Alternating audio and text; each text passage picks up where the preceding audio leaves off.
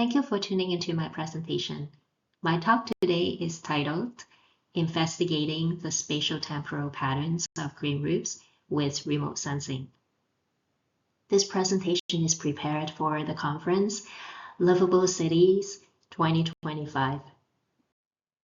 A bit about myself. My name is Frances Leung.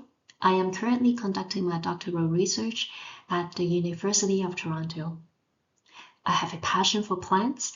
One of my research focuses is on studying vegetation changes in an urban setting. And to support this, I have been working on developing remote sensing techniques for environmental monitoring. My primary research subjects are urban and peri-urban green spaces, which include green roofs, urban farms, and other types of public and private green spaces. As a part of this presentation, I will be reviewing some global trends on green infrastructure and why they are important. And because green roofs are a key subject of today's talk, I will be going through some definitions and policies around the world related to them. Following that, I will be sharing with you a remote sensing method that I used to identify green roofs in buildings, as well as some results from areas within the city of Toronto. Green infrastructure has become an important research subject in the recent years, particularly from the perspective of urban planning and building more sustainable and resilient cities. A definition I like to use to describe them is one that I have drawn from the Green Infrastructure Ontario Coalition. They are natural vegetative systems or green technologies that collectively provide our society with ecosystem services that have economic, environmental, health, and social benefits. Some key features that they exhibit are that they are nature-based and that they undergo very low impact development. Some examples of purely nature-based solutions include wetlands, forests, meadows, and some enhanced or engineered green infrastructure include rain gardens, bioswales, urban trees, green roofs, green walls, and permeable pavement. A number of global trends have been driving the need for green infrastructure research. At the top is global urbanization. The world's population is expected to further grow in the next 50 to 60 years, leading up to 2080 when we will have over 10 billion people on this planet. And before that, 7 out of 10 people are expected to live in urban areas by 2050. Climate change. Climate events and natural disasters have become more volatile and intense in recent years. Wildfires, floods, heat waves, and droughts in different parts of the world are making citizens more vulnerable to their impacts.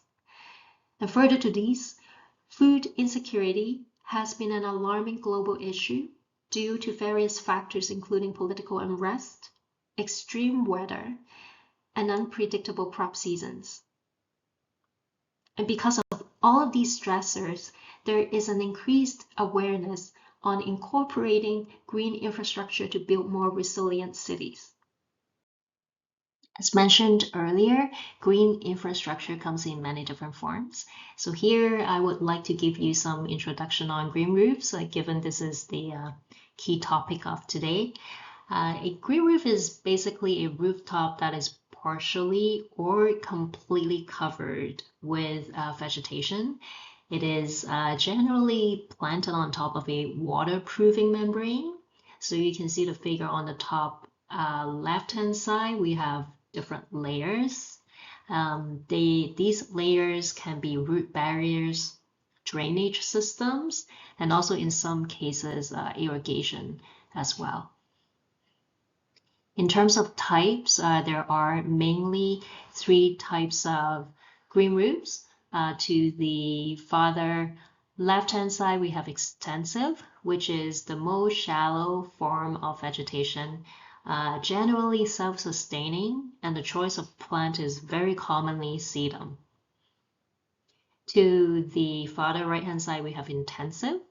And in this scenario, there is an unlimited choices of plants.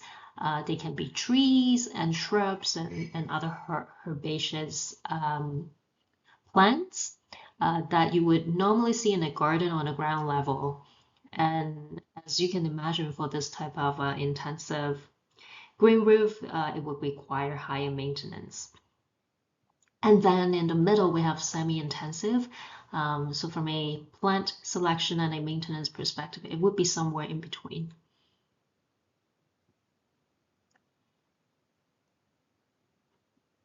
Green roofs also provide a really wide range of ecosystem services. And some of them include reduction of stormwater runoff, reduction of urban heat island effect, given that they serve as insulation in winter, providing cooling in summer.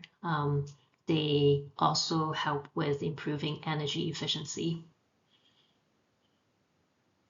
And beyond these benefits, they also have the ability to improve air quality and also serve as nature habitats for pollinators and even animals such as birds.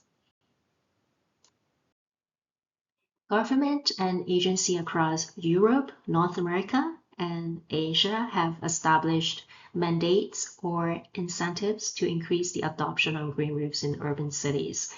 Leading the pack is Germany, which introduced green roof guidelines back in the 1980s, followed by Switzerland and parts of China in 1990s. For the years in 2000 and 2010, leading up to the present, we continue to see more and more cities begin to adopt green roofs as a form of green infrastructure in urban environments. And they include Tokyo in Japan, Portland, USA, Toronto, Canada, Singapore, South Korea, France, Italy, India, and UK, to name a few. So back to where I reside, Toronto is the first North American city to implement a bylaw that requires green roofs on new developments or building additions.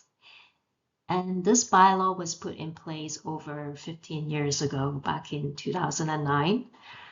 The bylaw is a tiered system, and it requires 20 to 60% of available roof space to have vegetation coverage. There are some exemptions that apply, whereby if a building is below 20 meters in height, the bylaw does not apply. Also, if developers choose not to install green roofs, they could pay a fee before a building permit is issued. And the fee currently is set to be 200 Canadian dollars per meter square. So given the background that has been provided and the cumulative data that is now available, I have formulated 2 research questions to dive deeper at how well the city has been adopting green roofs. And my research questions are as follows. Number 1 is, what is the spatial-temporal patterns of green roof installations in the Greater Toronto area for the past 15 years? Number 2 is, where and what is the unutilized area of roof space that could potentially be converted into green roofs? From a spatial scope perspective, I have selected 4 areas in the GTA to analyze. Based on an analysis that I previously conducted, these are known to be places with a higher concentration of green roofs. They are Rosedale, Toronto Centre, Spadina, Fort York, and Etobicoke. And from a temporal scope perspective, we have obtained high resolution images from 3 different years in 2013, 2018, and 2023. So these years are in 5-year increments. This is a workflow that I have developed for green roof detection.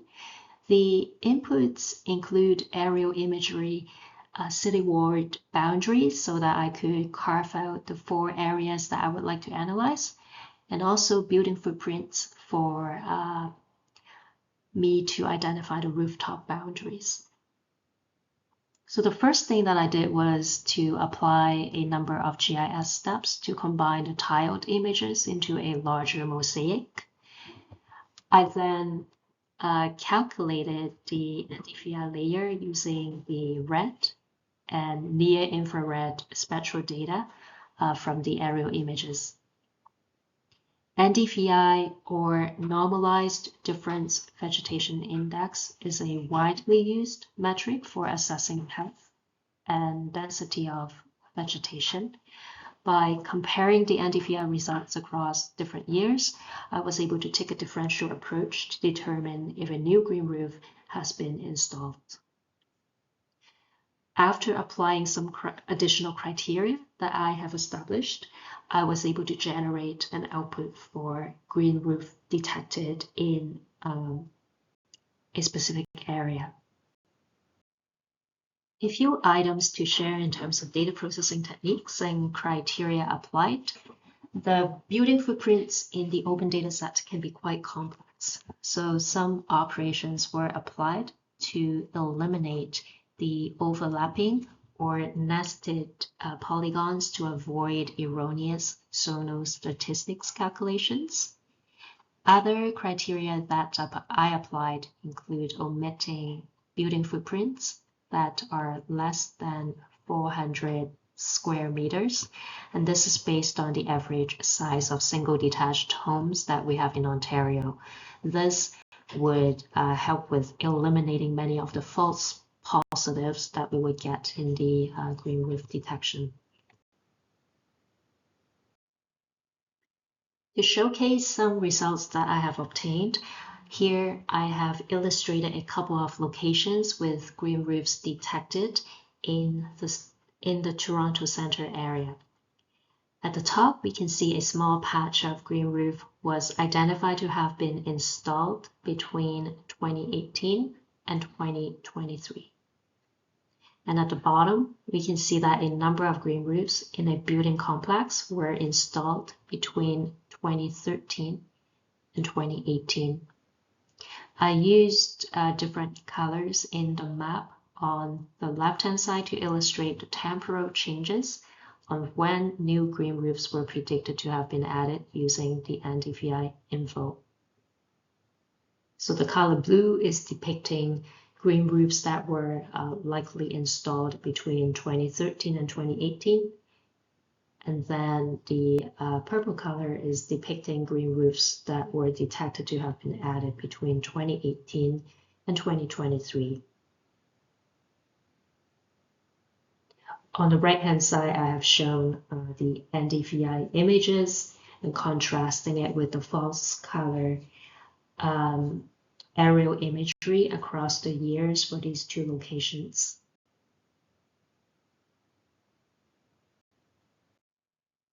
In the work that I have done so far, I have made some observations that are worth discussing. Number 1 is on the customization of NDVI ranges.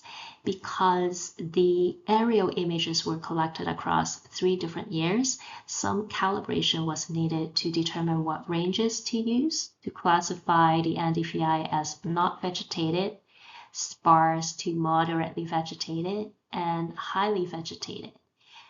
The result would likely be a bit off if the same ranges were used across all 3 years. Number 2 is on the need to determine a threshold for identifying whether a roof is indeed a green roof or not. So based on some trial and error exercises, I established that a threshold of at least 20% increase in sparse and moderate or highly vegetated area for it to be considered as a new green roof. And beyond these, there are a couple of hard dependencies for this method to work well. and be feasible.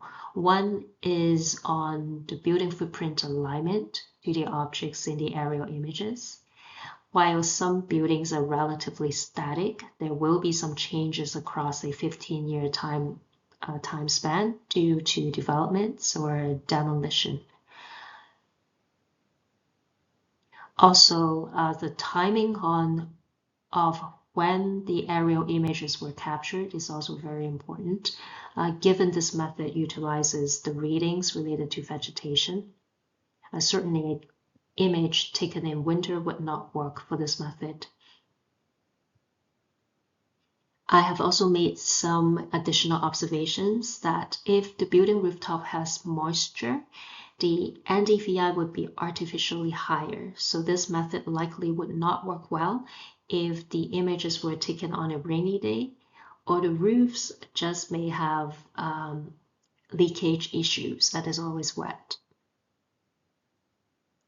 And sometimes I notice that even if the aerial images are ortho rectified, there may still be some areas that have building distortion, which would impact the end results. In conclusion, I have presented a remote sensing method that is capable of detecting spatial and temporal patterns of green roofs using NDVI. And results like this can be used to verify the completion or presence of green roofs in a given address or a particular area. This method is transferable and could be applied to other locations, given the availability of high-resolution aerial images. And for future work, I look to further assessing the accuracy and effectiveness of this method by comparing the detection results with the ground truth using visual inspection. There are also opportunities to leverage more up-to-date building footprints when rerunning the analysis in the future. Also, I would want to look into introducing segmentation methods to classify unwanted objects and investigate how to minimize the impacts from building shadows that could impact the NDVI results. I thank you for joining me in this presentation, and I will leave you with an image of an ancient green roof that was created back in the Vikings era. The relics can still be seen in Newfoundland and Labrador in Canada. Thank you once again.